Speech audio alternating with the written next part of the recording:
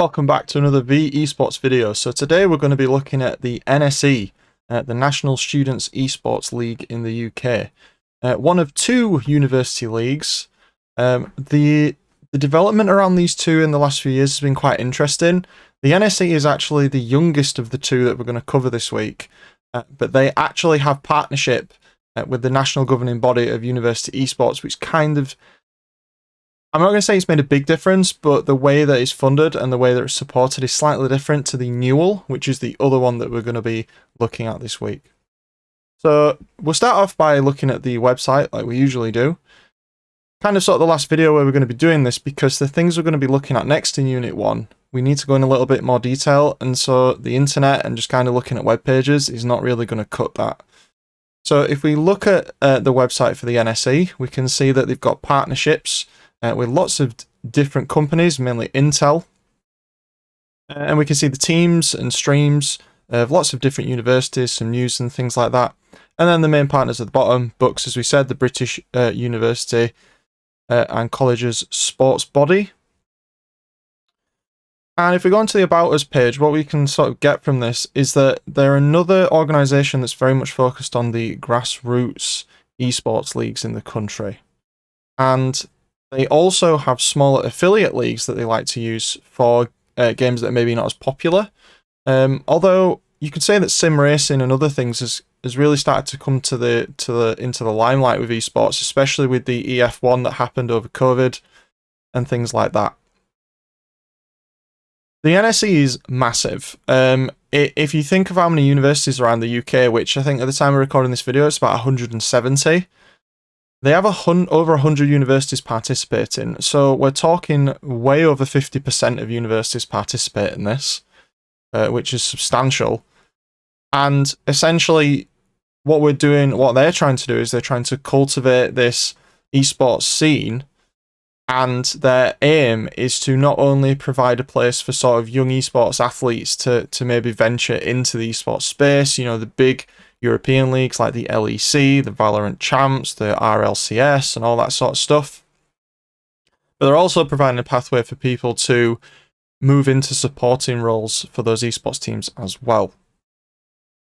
As we can see on the page, if we scroll down, we can see that they even say that they offer brand partnerships and career development through Intel for games design.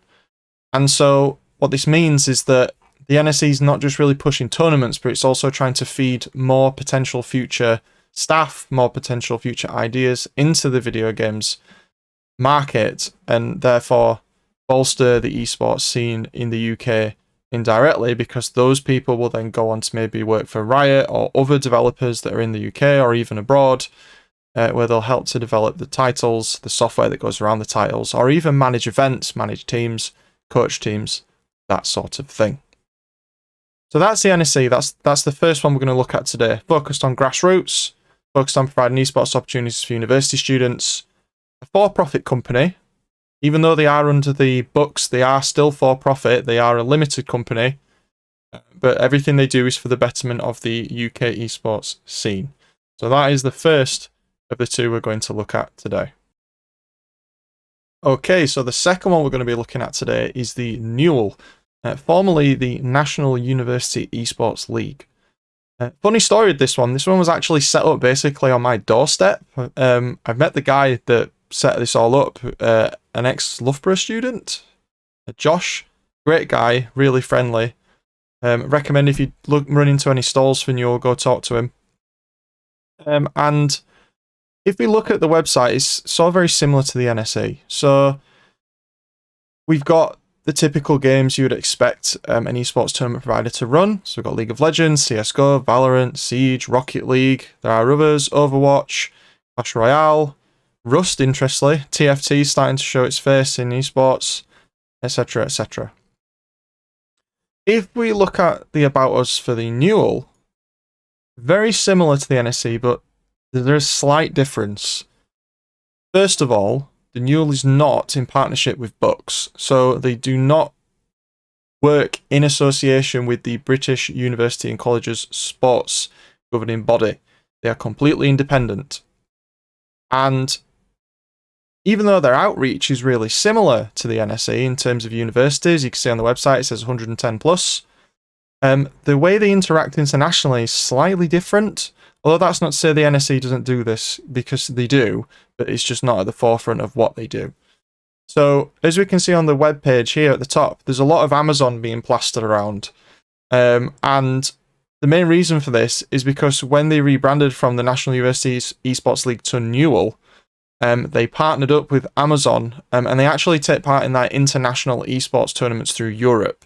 So a lot of the stuff the NUEL does ends up moving to the international stage towards the end, as the clubs and teams that win the UK championships can then go on to compete internationally, as you can see here, University Esports Masters.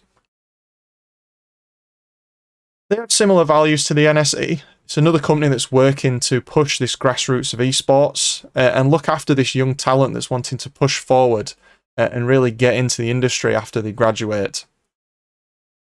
And so they try really hard to have this social network, just like the NSE, to help promote people to feel comfortable in the environment, but also to push them to do better, to help develop the European esports scene. They've done other work as well. They do a lot of work with a website named Hitmarker. So if you've done any of this stuff from Unit 1C and looked at career development through esports, you might have come across the Hitmarker website, which is essentially sort of like Indeed, but for esports. So they had a really big partnership with Hitmarker where they form a pipeline where they got to the point where they can almost guarantee interviews and things for people who participate in the NUEL, which is obviously massive. And also they partnered with other businesses. Again, we've already said Amazon, and they partnered with LEVIS in the past as well. Twitch student at the bottom. As we know, Twitch has a very big relationship with Amazon, so much to the point that they own it. So Twitch student was obviously bound to make a little appearance there. So the NUEL, again, focused at grassroots.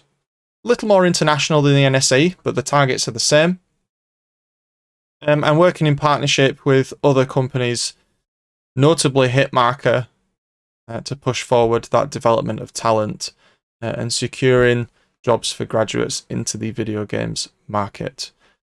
So that's the end of the video for this week. This has been the tournament providers video, mainly just aimed at the university level ones here in the UK. Really similar goals to each other, although they go about it in very, very slightly different ways, though you could argue it's almost identical.